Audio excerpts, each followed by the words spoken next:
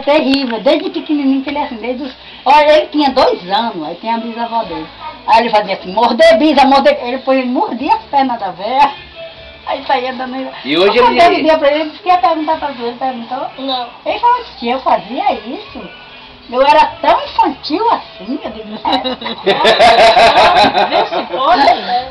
E eu era tão infantil assim de morder a minha bisa, eu digo, era, você mordia a sua bisa nas pernas. Ele falou, não, essa eu tenho que perguntar pra tia Paulinha.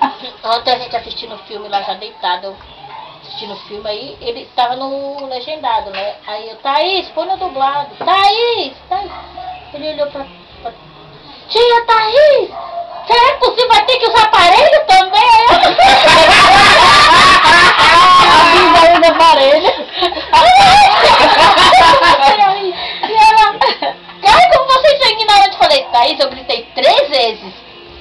Aí ele beijou assim. Não, porque sim, porque Paula quando grita... E eu gritei 3 Ele vezes. ainda diz assim, ninguém tem medo de ninguém aqui. Ele falou, todo mundo, até os bandidos, tem medo do grito da tia Paulinha.